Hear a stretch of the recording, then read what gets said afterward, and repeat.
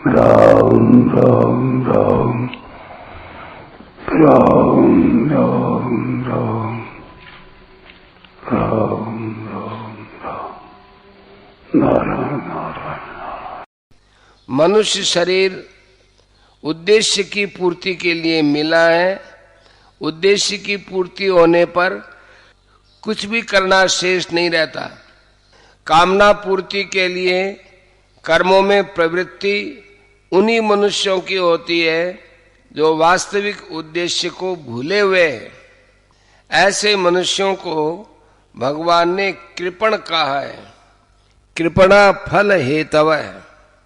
इसके विपरीत जो मनुष्य उद्देश्य को सामने रखकर कामना की निवृत्ति के लिए कर्मों में प्रवृत्त होते हैं, उन्हें भगवान ने मनीषी कहा है। फलम त्यक्त्वा मनीषिण है।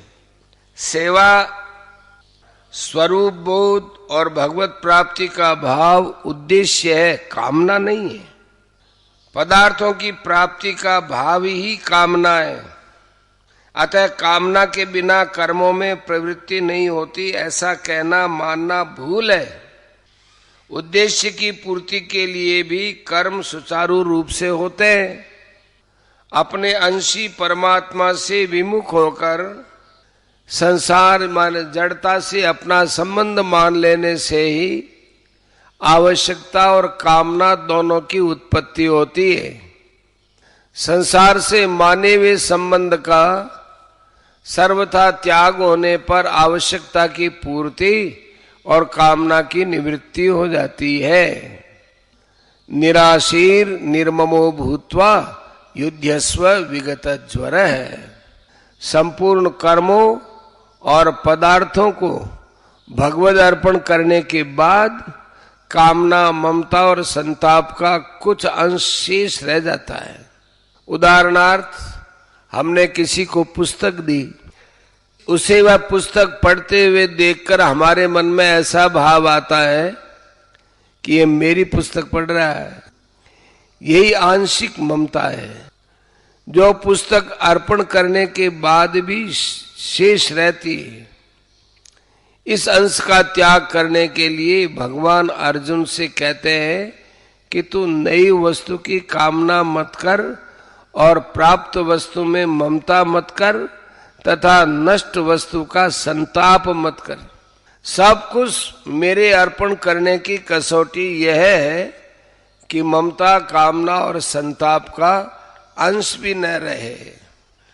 जिन साधकों को सब कुछ भगवद अर्पण करने के बाद भी पूर्व संस्कारवश शरीरादि पदार्थों की कामना, ममता और संताप दिखते हैं, उन्हें कभी निराश नहीं होना चाहिए। कारण कि जिसमें कामना दिखती थी वही कामना रहित होता है, जिसमें ममता दिखती थी वही ममता रहित होता है, और जिसमें संताप दिखता है वही संताप रहित होता है। इसी प्रकार जो देह में अहम भाव मानता है वही विदेह होता है। अतः मनुष्य मात्र कामना, ममता और संताप रहित होने का पूरा अधिकारी है। गीता में ज्वर शब्द केवल यही आया है। युद्ध में कौटुंबिक स्नेह आदि से संताप होने की संभावना रहती है। अतः युद्ध रूप कर्तव्य करते समय विशेष सावधान रहने के लिए भगवान विगत ज्वर पद देकर अर्जुन से कहते हैं कि तू संताप रहित होकर युद्ध रूप कर्तव्य कर्म कर। अर्जुन के सामने युद्ध के रूप में कर्तव्य कर्म था, इसलिए भगवान युद्धस्व पद से युद्ध करने की आज्ञा देते हैं। इसमें भगवान का तात्पर्य युद्ध करने से नहीं है, प्रत्युत कर्तव्य कर्म करने से है। इसलिए समय समय पर जो कर्तव्य कर्म सामने आ जाए उसे साधक को निष्काम, निर्मम तथा निस्संताप होकर भगवद अर्पण बुद्धि से करना चाहिए। उसके परिणाम की तरफ ध्यान नहीं देना चाहिए। सिद्धि असिद्धि, अनुकूलता प्रतिकूलता आदि में सम रहना विगत ज्वर है। क्योंकि अनुकूलता से होने वाली प्रसन्नता और प्रतिकूलता से होने वाली उद्विग्नता दोनों ही ज्वर है, माने संताप है। राग द्वेष, हर्ष शोक, काम क्रोध आदि विकार भी ज्वर है। संक्षेप में राग द्वेष, चिंता, उद्वेग, हलचल आदि जितनी भी मानसिक विकृतियां हैं वे सब ज्वर है। अतः उनसे रहित होना ही विगत ज्वर है पद का तात्पर्य है।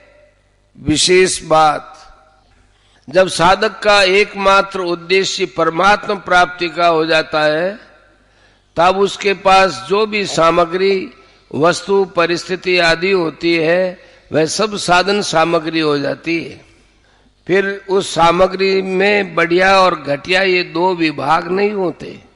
इसीलिए सामग्री जो भी है और जैसी भी है वही और वैसी भगवान के अर्पण कर देनी चाहिए। भगवान ने जैसा दिया है वैसा ही उन्हें वापस करना है। संपूर्ण कर्मों को भगवान के अर्पण करने के बाद भी अपने में जो कामना, ममता और संताप प्रतीत होते हैं उन्हें भी भगवान के अर्पण कर देना चाहिए। भगवान के अर्पण करने से वह भगवान निष्ठ हो जाता है। योगारूढ़ होने में कर्म करना ही हेतु बताया गया है। आरुरुक्षोर मुनेर योगम कर्म कारणम उच्यते। कारण की कर्तव्य कर्म करने से ही साधक को पता चलता है कि मुझ में क्या और कहाँ कमी है। इसलिए 12वें अध्याय के 12वें श्लोक में ध्यान की अपेक्षा कर्म फल त्याग को श्रेष्ठ बतलाया गया है। क्योंकि ध्यान में साधक की दृष्टि विशेष रूप से मन की चंचलता पर ही रहती है और वह ध्येय में मन लगने मात्र से ध्यान की सफलता मान लेता है। परंतु मन की चंचलता के अतिरिक्त दूसरी कमियां माने कामना, ममता आदि की ओर उसकी दृष्टि तभी जाती है जब वो कर्म करता है। इसीलिए भगवान प्रस्तुत श्लोक में युध्यस्व पद से कर्तव्य कर्म करने की आज्ञा दी है। जैसे दूसरे अध्याय के 48वें श्लोक में भगवान ने सिद्धि असिद्धि में सम होकर कर्तव्य कर्म करने की आज्ञा दी थी, ऐसे ही यहाँ 30वें श्लोक में निष्काम, निर्मम और निस्संताप होकर युद्ध अर्थात कर्तव्य कर्म करने की आज्ञा देते हैं। जब युद्ध जैसा घोर माने क्रूर कर्म भी समभाव से किया जाता है तब ऐसा कौन सा दूसरा कर्म है जो समभाव से न किया जा सकता हो। समभाव तभी होता है जब शरीर मैं नहीं, मेरा नहीं और मेरे लिए नहीं ऐसा भाव हो जाए, जो कि वास्तव में है। कर्तव्य कर्म का पालन तभी संभव है जब साधक का उद्देश्य संसार का न होकर एकमात्र परमात्मा का हो जाए। परमात्मा प्राप्ति के उद्देश्य से साधक ज्यों-ज्यों कर्तव्य परायण होता है त्यों ही त्यों कामना, ममता, आसक्ति आदि दोष स्वतः मिटने लगते हैं और समता में अपनी स्वाभाविक स्थिति का अनुभव होता जाता है। समता में अपनी स्थिति का पूर्ण अनुभव होते ही कर्तापन सर्वथा मिट जाता है और उद्देश्य के साथ एकता हो जाती है। यह नियम है कि अपने लिए कुछ भी पाने या करने की इच्छा न रहने पर अहम स्वतः नष्ट हो जाता है। अर्जुन श्रेय तो चाहते हैं पर युद्ध रूप कर्तव्य कर्म से हटकर चाहते हैं। इसलिए अर्जुन के द्वारा अपना श्रेय पूछने पर भगवान उन्हें युद्ध रूप कर्तव्य कर्म करने की आज्ञा देते हैं।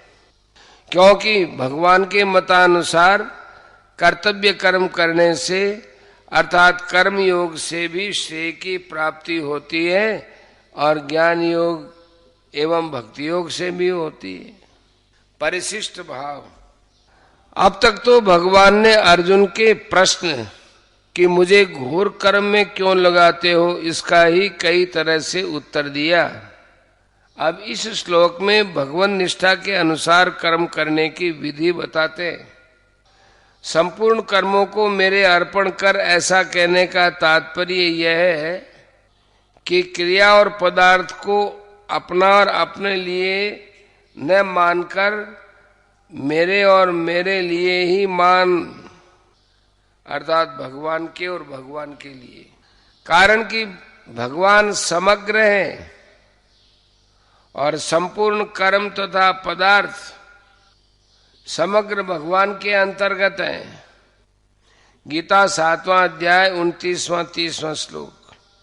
उस समय भगवान के लिए ही यह मई पद आया है। उस समग्र भगवान के लिए ही यह मई पद आया है। इस श्लोक में मई सर्वाणि कर्माणि संन्यस्य पदों में भक्ति योग की और अध्यात्म चेतसा संन्यस्य इस पद में ज्ञान योग की और निराशीर निर्ममो भूत्वा युध्यस्व विगत ज्वर इन पदों से कर्मयोग की बात आई है।